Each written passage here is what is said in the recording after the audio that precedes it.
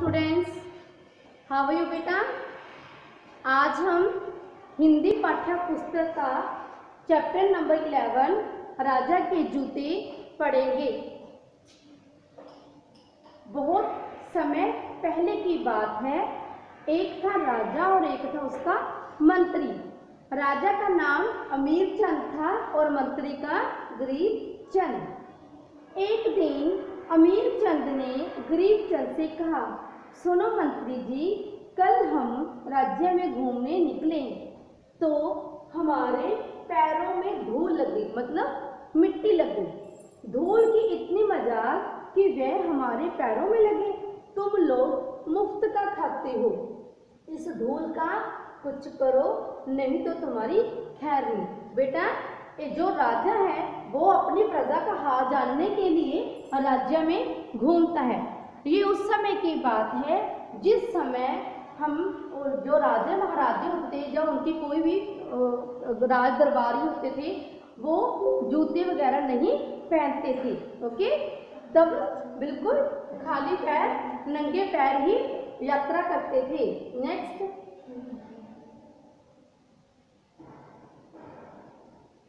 Okay बेटा, तो धूल लगने के कारण वो राजा मंत्री को डांटता है।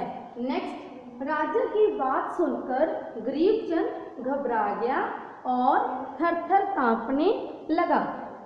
वह हाथ जोड़कर बोला, महाराज, आप हमारे अन्नदाता हैं, अगर आपके चरणों पर धूल नहीं लगेगी तो हम लोगों को आपकी चरण धूल कैसे मिलेगी।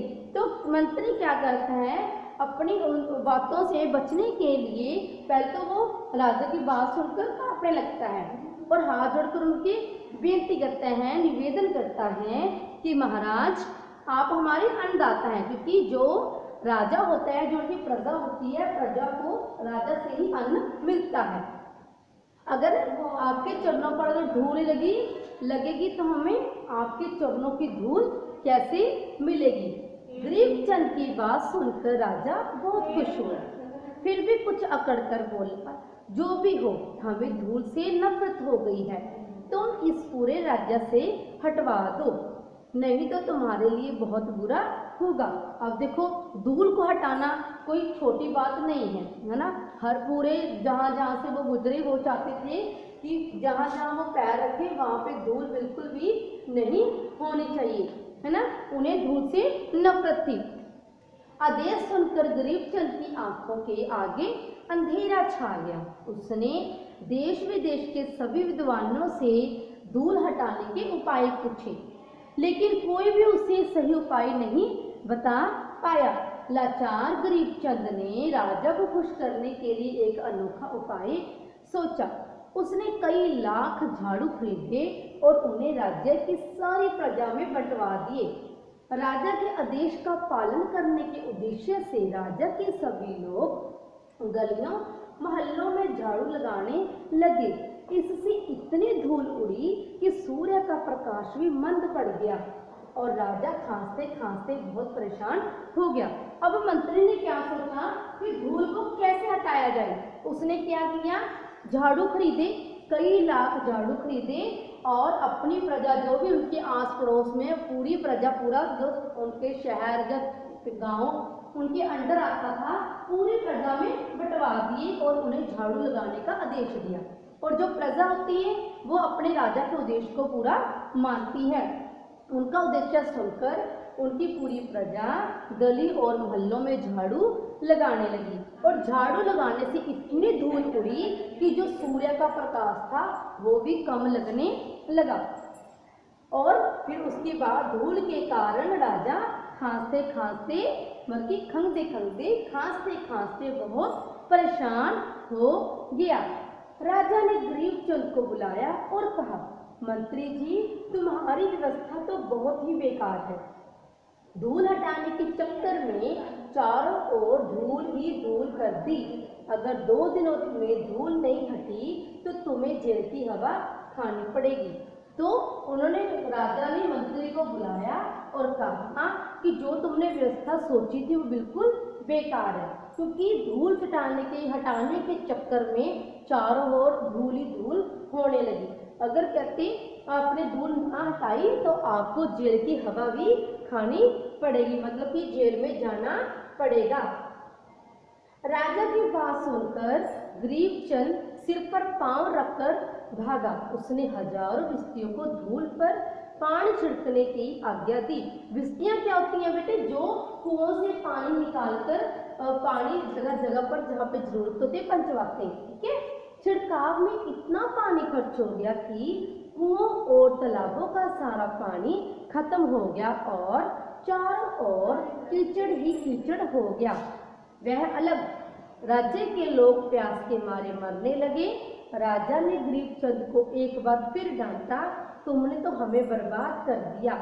तुम जैसों को तो सूली पर चढ़ा देना चाहिए। सारे राज्य में ये क्या कीचड़ ही कीचड़ कर रखा है।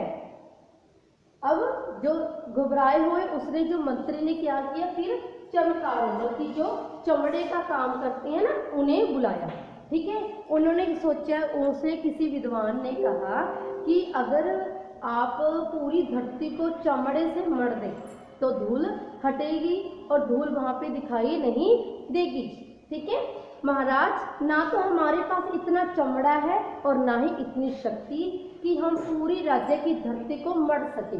तभी एक बड़ा चमत्कार बोलता है, महाराज एक उपाय बताओ। राजा बोलता है कि देश विदेश से इतने विद्वान आए हैं, ठीक है, वो पूरी सभा का हल नहीं बता सके, पूरी मेरी सभा हल नहीं बता सकती, तो एक बड़ा चमत्कार मुझे क्या बताएगा, ठीक है। वो कहता है, बड़ा बोलता है, नहीं राजा जी, आप एक बार मुझे आज्ञा दीजिए। राजा ने उसकी बात मान ली।